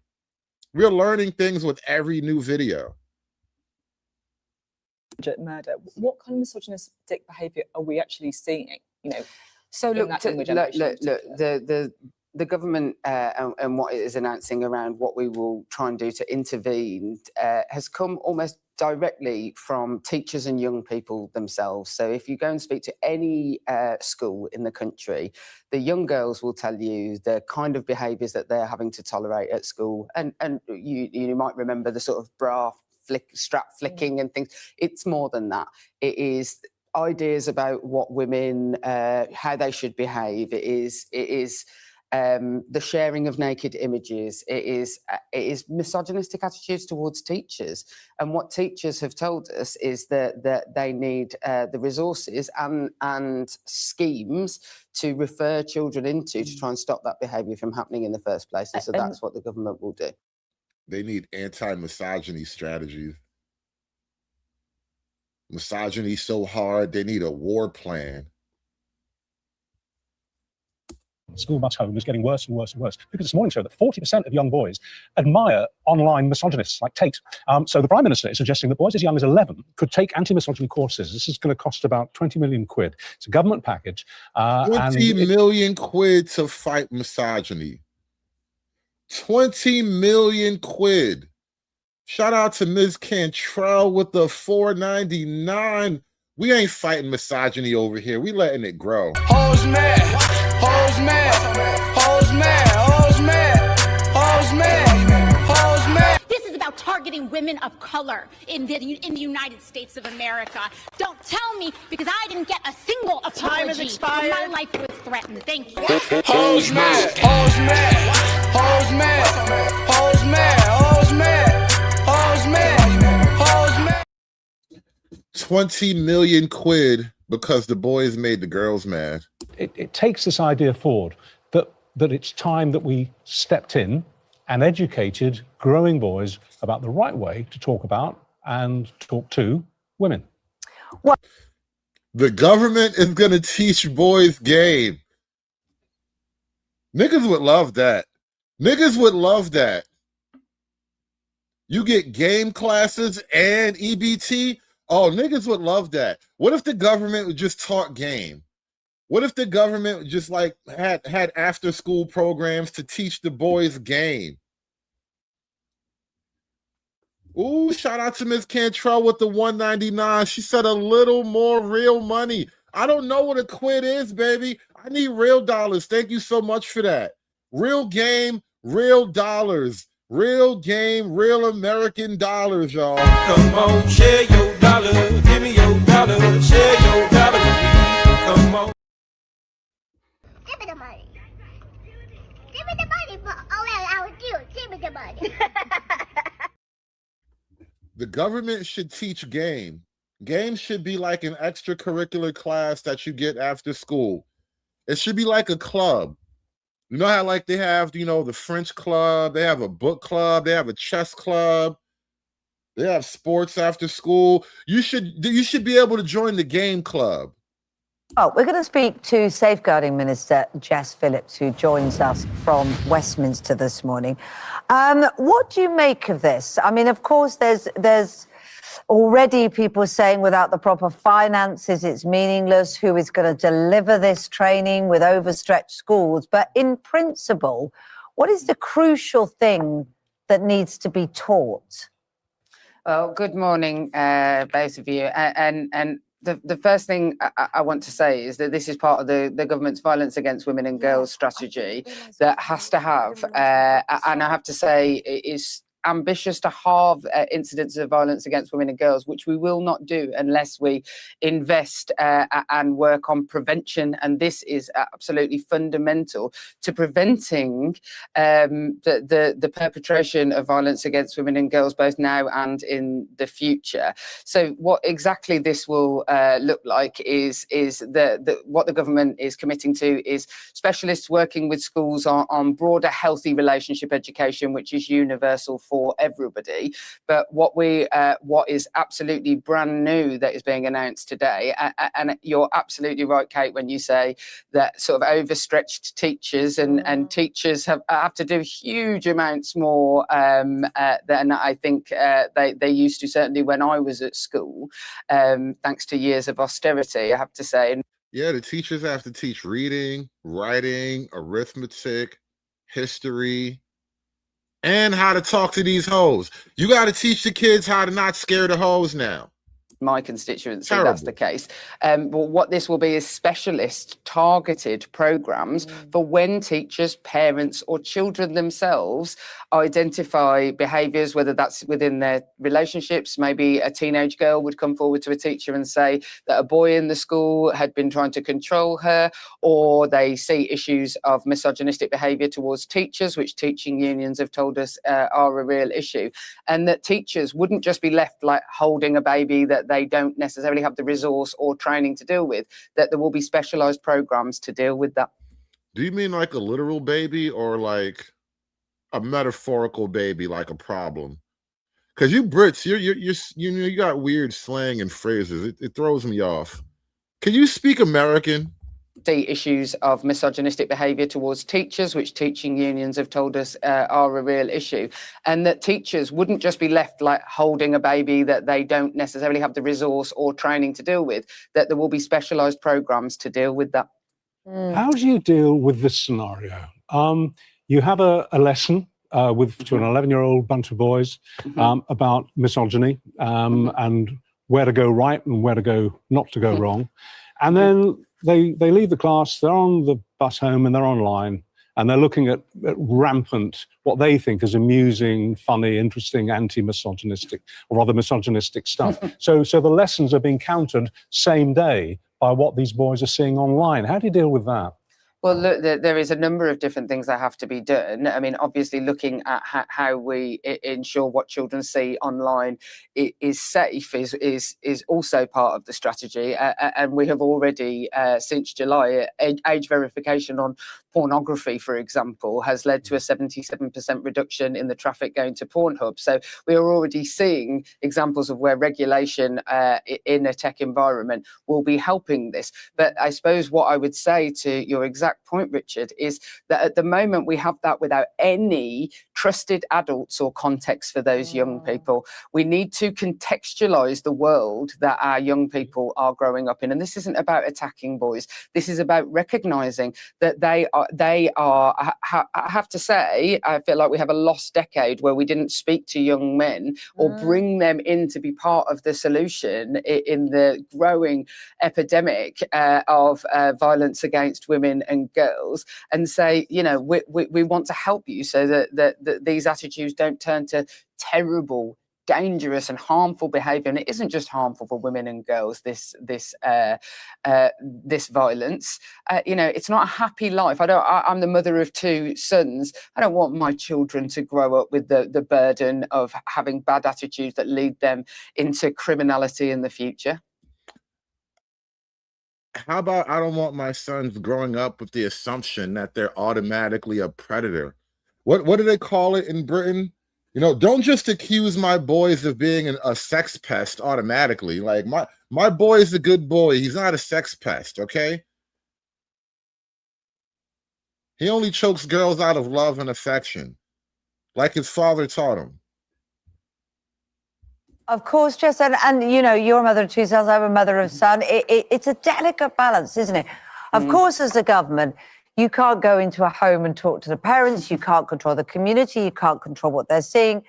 Regulation might help, but still there's other forces. So I can see why you're pulling this constructive lever in a government position. But I also worry about the delicacy of it, because there are lots and lots of young men who feel very burdened by lots of assemblies and lots of lectures, maybe not always handled in the best way as you're describing. And that's what, in a sense, is the urge, I fear, that seeks some... And you know, there's another thing too. Schools really got to pick a lane, man. Are you going to teach the boys how to be gay? Or are you going to teach the boys to be like, how to get with the girls? Like, I don't know which way is it. Maybe it's a 2-for-1. Oh, by teaching them to be gay, they will also be nicer to the girls. Never mind. I get it. I get it. I see what you're doing there. Relating a little bit to the likes of the Tates of this world. And it's such a delicate balance not to kind of pull kids out of class and make an example. It's hard, isn't it? Of course it's hard, but doing things right is often hard. And actually, you know, as the mother of sons, like you're right. I feel sometimes like my sons have been bombarded with you know, issues of county lines, classes. I'll get letters from various different people. Yeah, maybe you should protect your sons from the world. You know, as a parent, you know, I've never been a mom, I've only been a dad, but I'm just saying, as a parent, don't you ever feel like you should shield your son from the awfulness of the world? Maybe it's not your kid that's bad. Maybe the world is awful. But look, the reality in this situation is this is what young people, both the victims and people who are worried about their own perpetrating behaviours, this is what teachers and also this is what parents have asked for. It will come alongside a helpline for young people to be able to ring up and talk about things in their terms that they are worried about.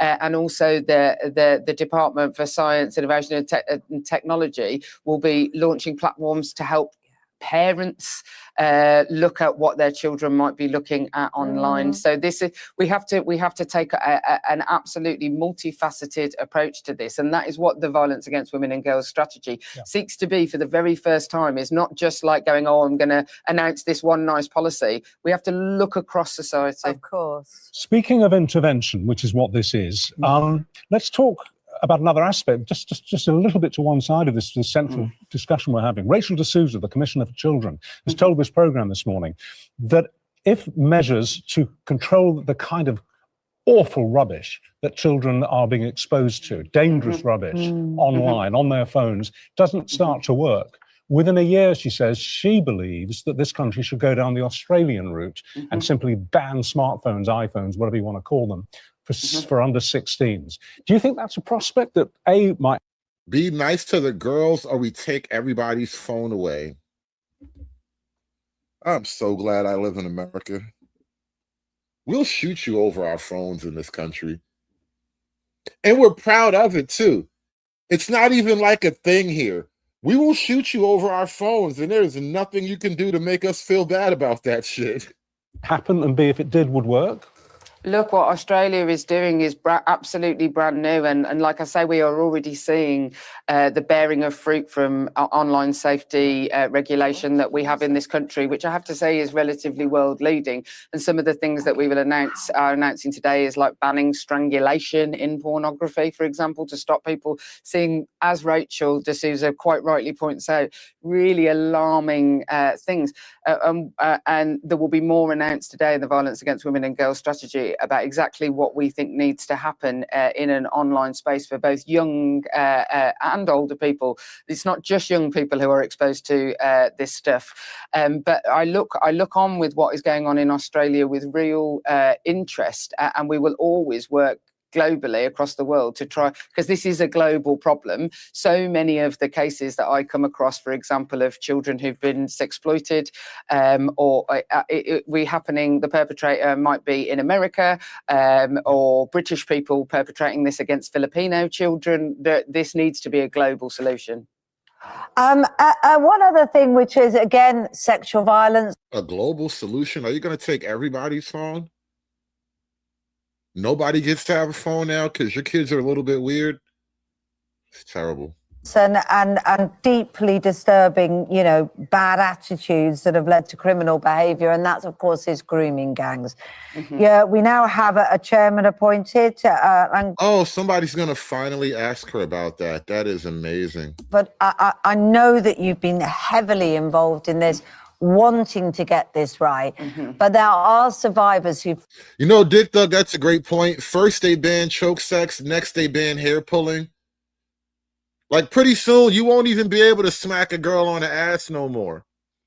You just have to look at it and appreciate it quietly. Remember what they took from you. Feel that they're not at the centre of it enough. One survivor, Eliane Reynolds, spoke to this programme. This is her take on where we are at the moment with the inquiry.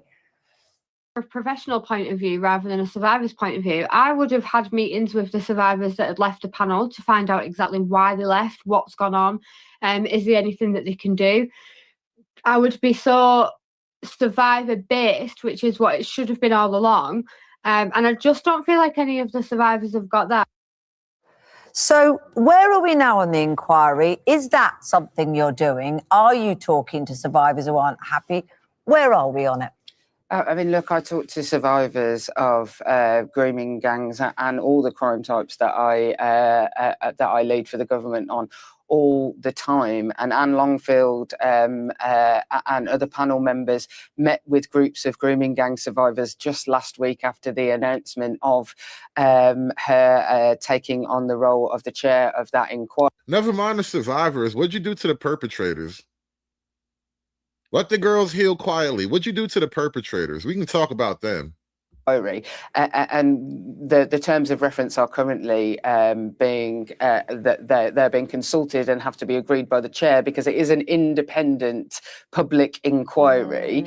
And so, but the terms of reference that we drafted in concert, both with victims of grooming gangs that many were involved in, make very, very clear that victims, there is a charter of how this has to work with victims going forward. Okay. I don't really care if you hide behind the victims. I want you to talk to the perpetrators. That's really what counts. If you're not going to talk to the perpetrators, it doesn't really matter. But anyway, moving on. In New Haven, hi. Hi there, hello.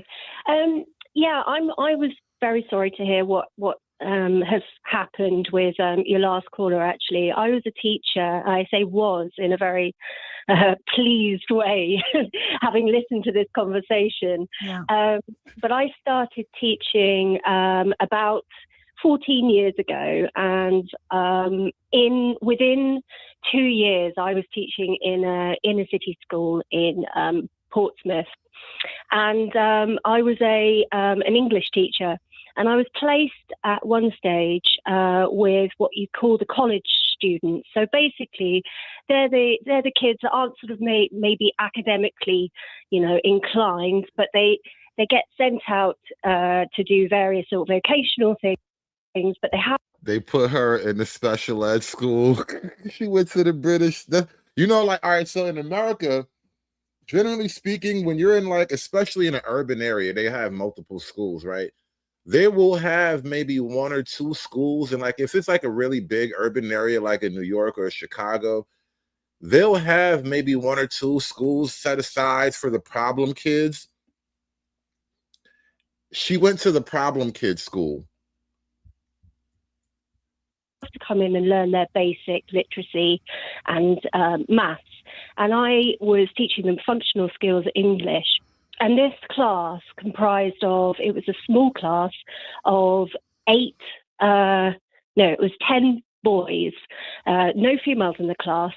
And I had the support of a TA, but this TA very quickly disappeared off the scene.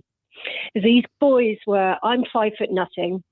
And these boys were big boys, it was a very small classroom. Just out of curiosity, I wonder what would the name of these boys be? Would they be like Timothy, Matthew, John, Luke, or would they be like Muhammad and Sringapar and Patel? I'm curious, what type of names would these boys have? Just out of curiosity. Is any one of these boys named Jermaine? Just off chance, I thought I'd ask. I'm done with life, and it's all Jermaine's fault. It's always Jermaine's fault.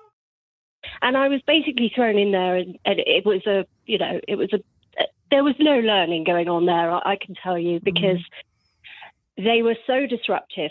Anyway, cut to the chase. I'd been warned by my TA that they had been taking photos, inappropriate photos, up my skirt, which I had been unaware of. So obviously, I had to then make sure that I was always wearing trousers, which is, when you think of it, why on earth should my attire be something that I have to consider that much? But there we go.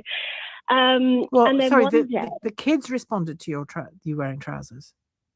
no, No. they basically, no, I responded by having to just make sure that with that class, I was always wearing trousers. Oh, I see. You know, Because of the way they behave towards you. Yes, because I just couldn't risk having any child being able to do that, unbeknownst to me. However, what then happened was I had my back turned to them to write something on the board. This was about a week later after I found out about the photos. So first off, they were sneaking upskirt photos of the teacher. And now what happens next? I'm low key enthralled by this story. And when I turned around, all of them had exposed themselves to me. These were not white British kids. I swear to God, this is not white Western children behavior. I just know. I know for a fact this was not a group of Matthew, Johns, Lukes, and James. This wasn't even a Jermaine. Even Jermaine don't go hard like that. Jermaine would never. His mama would kill him. Jermaine mama taught him better than that. Jermaine would never. I have a hard time believing that these were Matthew, Marks, Lukes, and Johns. I had my back turned to them to write something on the board. This was about a week later after I found out about the photos. And when I turned around, all of them had exposed themselves to me. The whole classroom of boys? The whole classroom of boys. Now, bearing in mind this was a much smaller class. It was like somebody cut open a pack of Franks and just threw it on the floor. So it's about 10 boys. Ages? What age? 16. And they did this, and I pride myself. How do you even know they were actually 16? That's the other thing. You realize when people come from these third world, non-Western countries, they don't always have an accurate age and dating system. So, guys show up on a boat. He looks a little young. He's like, I'm 16. And now he's in a class with your high school daughter, pulling his Franks out with when the teacher has her back turned. Can you imagine? You just turn around and just 10 guys, Franks and beans out. They're all allegedly 16. I'm not buying the age. I'm not buying it.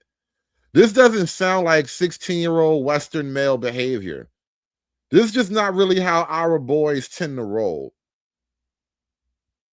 Something on the board. This was about a week later after I found out about the photos. And when I turned around, all of them had exposed themselves to me. The whole classroom of boys?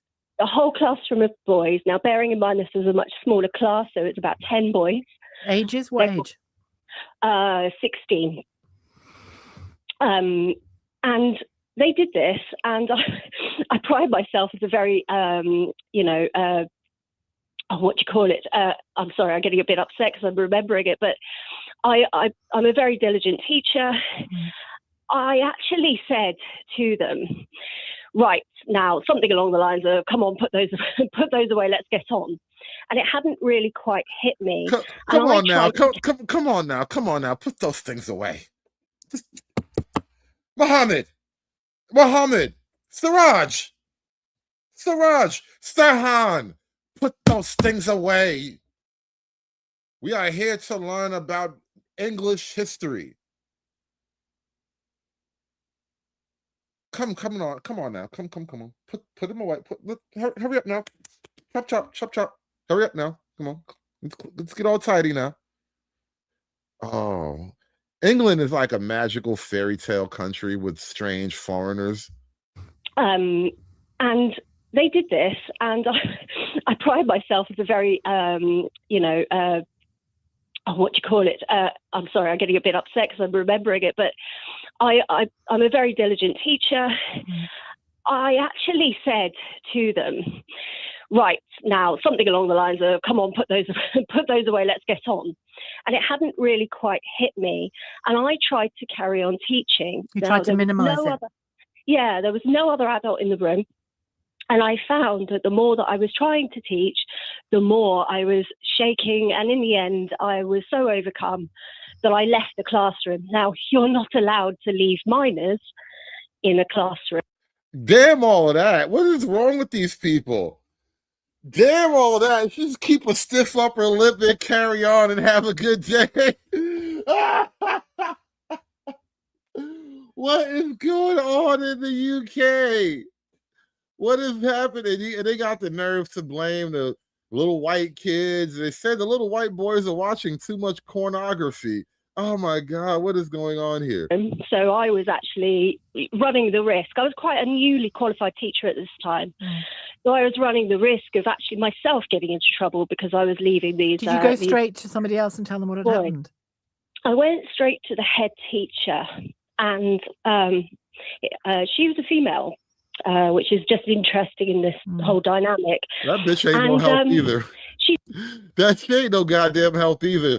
You need a dude who gives zero fucks right now. That's what you needed. You needed a guy who actually had nothing going on in his life at the moment. You ran to a female teacher. She is fucking useless too. You could see that I was visibly very shaken, and she said, "You know, go and get yourself a cup of coffee and go and sit down." Did you tell her what had happened at this point? I told her exactly what had happened. I said that they had all exposed themselves, and she said that they were from troubled backgrounds.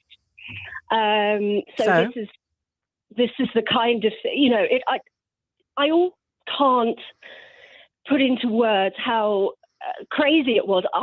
She made they me just do that feel sometimes. as though every now and then this just happens. Stop acting like it's such a big deal. I mean, like you've never seen a little desert peen before. I mean, come on. If you're gonna teach in the UK school system, you have to get comfortable with seeing a little random desert peen. All right, just pretend it's like a mirage. Pretend it's like an oasis. All right. It's a mirage. It's not even there. Just go back to talking about Bruce and you know, what are the kings of England back in the day? You know, talk about Sir Arthur and the Knights of the Round Table and shit. Don't even think about the desert peen. Reacted. I had completely overreacted. She sent me to the staff room to get sort of a cup of tea, and apparently I was almost supposed to just shake it off and go back in. And I tell you what, I was expected. I didn't go back in for that lesson, obviously, but I was expected to pick up teaching them the following week. And the only thing that I know that came out of that was that they were told to write me an apology letter. I don't even know whether the individually or parents were involved. jointly. Individually. Did you get them? Of which I think I saw maybe about one or two. I got my union involved in the end to just make sure that I wasn't teaching that class anymore. But I wish now, on reflection, I had felt empowered enough to be able to do something properly, because there was no consequence. And this was a school where police are, or were certainly, on site on many occasions. So it just seemed as though this one, I would just have to... Just had to eat that. Take that.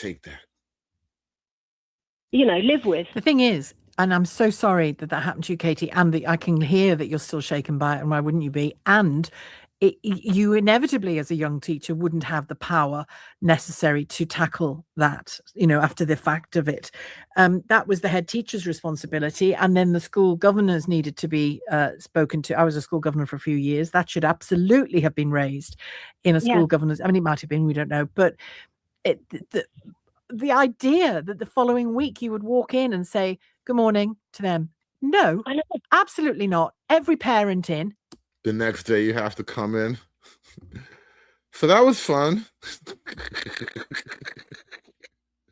Every parent in, I would say. And if they haven't got a parent, who's the guardian? And if the guardian is the local authority, get the local authority in. The classroom en masse sexually harassed you. I know. In a dangerous way, you know. And again, you know, post Sarah Everard, What kind of children were these? I'm just curious. What, just, you know, give me one of their names, a last name, anything. I'm just curious. killing, the murder of Sarah Everard, and what the person who killed her had done in the weeks before, you know, passing it all off as just a bit of flashing, a bit of exposure. What do you think these kids are like now? Carmen, the UK sounds like a fantastical, like, foreign country. It sounds like a place you could only make up in your mind. I can't believe it's a real place. Ms. Cantrell says, no misogyny, dick out in class, all right, though. Misogyny bad, but, you know, sandworms everywhere. That's monstrous men is what they'll be. I am terrified for that, you know, for those future men that are their school gave them a powerful message. On you go. I know, and it's awful. And gosh, if I could go back now as the stronger woman that I am. Well, listen, I don't like the sound of this self-blaming that. Oh, now she's a stronger woman. She's strong enough to stand up to 16-year-old desert teen now. What were you training? Would you do like a Rocky montage?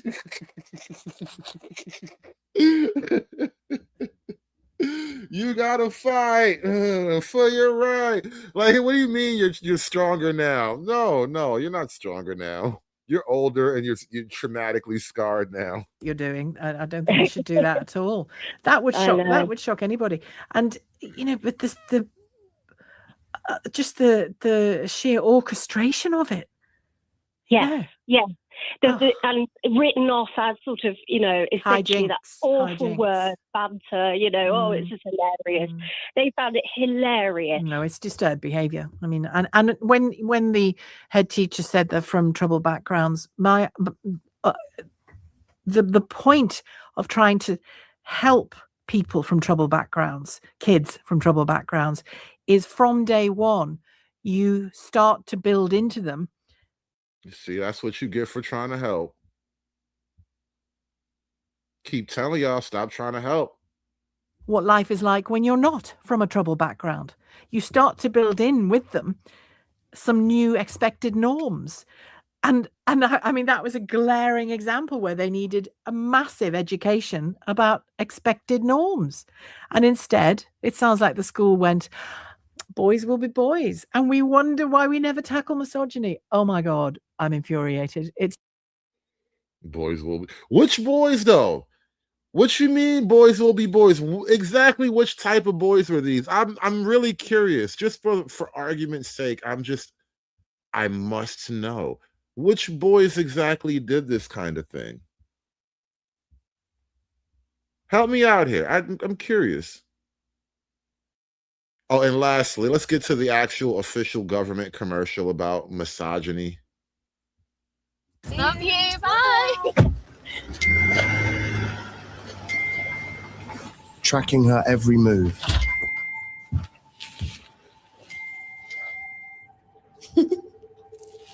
Restricting her from going online. Hi, sweetheart. Your dad and I are starting to get worried. Please call us back. And isolating her from her family is abuse. Enough. End violence against women and girls. Love you. Bye. Spooky. At least they didn't use an actual white guy. At least they made it a snake. And right, like clearly the snake is in love. I mean, damn, are we hating on reptiles now? The snake ain't even do nothing to nobody. The snake just trying to stay warm for real. The nigga don't got internal body heat. He just trying to get warm. I don't even like what just happened here. This whole thing was very, very misleading. I feel like the snake was totally innocent. Now that I look at it again, let's watch it without that creepy British guy. He sounds like a British sex predator. Look, the snake is just trying to get warm. It's like, come on, you forgot to hold the door for me. Come on now. Damn, all the nigga want is a little bit of body heat. Can nigga get some attention? Like, damn. They really made the snake out to be the bad guy here. The snake didn't want to do nothing. Like, put your phone down and show me some attention. Like, damn, you wasn't even doing nothing. Like, damn. Snake trying to show you what that mouth do. All the snake was trying to show you what the mouth do. That's all. He was just trying to show you what that little mouth do. Yeah, come on, man. So is the snake supposed to be a penis asking for a friend? I don't know, because the snake got a mouth. Penis don't really. I'm confused. This whole thing is confusing. I feel like they actually totally mischaracterized this innocent reptilian. The British are weird. That is the only thing I can take away from this whole show. I'm never, ever going to travel to Britain, not even for free. I'm afraid I might say the wrong thing and wind up in misogyny jail. They would have, by the time I wind up over there, they would have built a full-blown, modern penitentiary for misogynists. And I just don't want to take the chance. I'm not going to misogyny jail.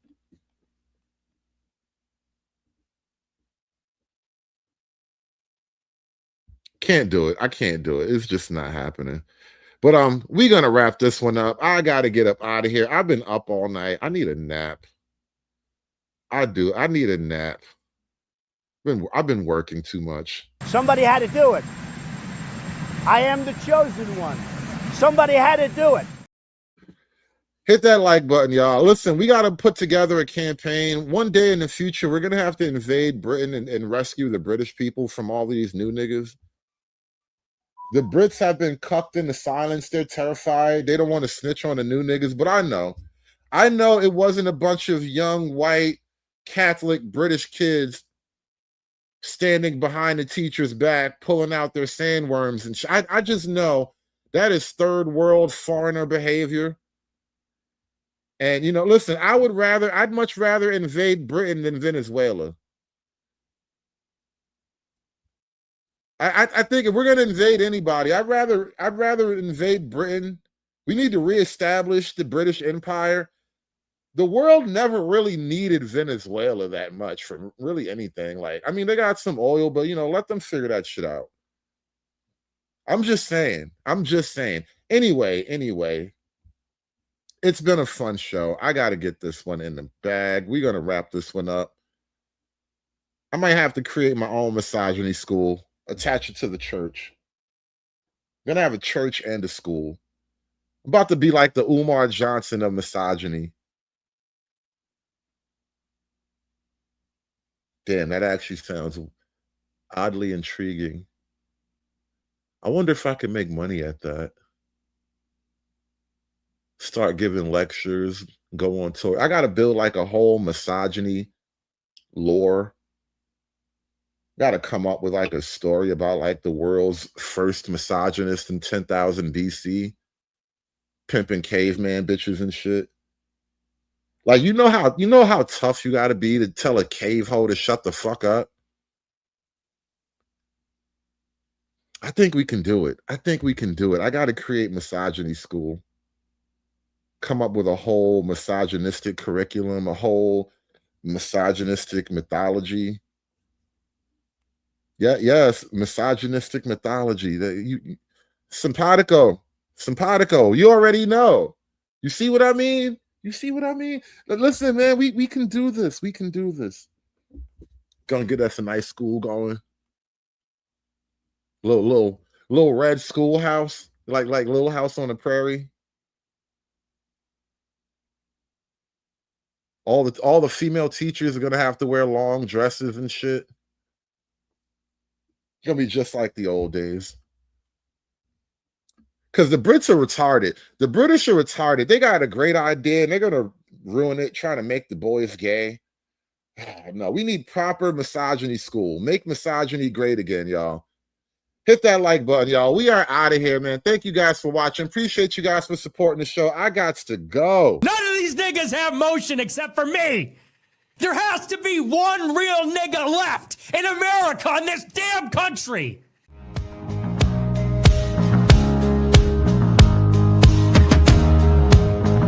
Aspiring to be patriarchs like what white men have, that isn't freedom. That isn't going to help anybody. It's certainly not going to help black people. Good women are dead. Evil bitches, rise up! done. It's done. It's done. It's done.